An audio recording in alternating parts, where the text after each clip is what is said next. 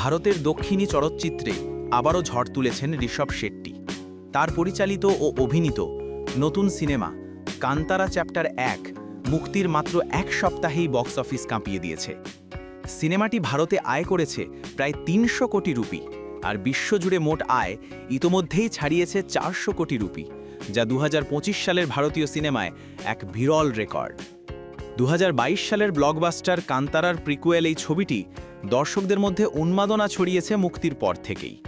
ভারতের উপকূলীয় অঞ্চলের লোকবিশ্বাস, মিথ ও আধ্যাত্মিক রীতিনীতিকে ঘিরে গড়ে উঠেছে গল্পটি। বাস্তবধর্মী উপস্থাপনা আর মাটির গন্ধ মিশে থাকা কাহিনী দর্শকদের হৃদয়ে ছুঁয়ে গেছে। প্রথম দিনেই আয় ৬২ কোটি রুপি, এরপর প্রতিদিনই ৩০ থেকে ৬০ কোটির ধারাবাহিক ব্যবসা।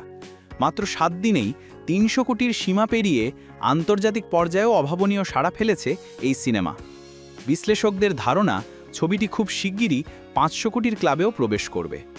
সমালোচকদের ভাষায় কান্তারা চ্যাপ্টার 1 শুধুই একটি সিনেমা নয়, এটি এক আধ্যাত্মিক যাত্রা। স্থানীয় লোককাহিনী, ধর্মীয় প্রতীক আর আধুনিক সিনেমাটোগ্রাফির সংমিশ্রণ একে দিয়েছে এক অনন্য উচ্চতা।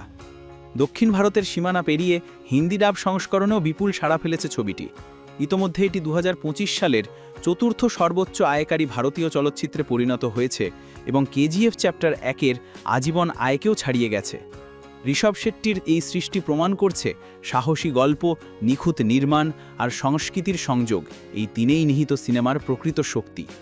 কান্তারা চ্যাপ্টার 1 এখন কেবল একটি সিনেমা নয়, বরং ভারতীয় চলচ্চিত্রের নতুন দিক নির্দেশনা, যা স্থানীয় গল্পকে এই বিশ্বমঞ্চে তুলে ধরছে গর্বের সঙ্গে।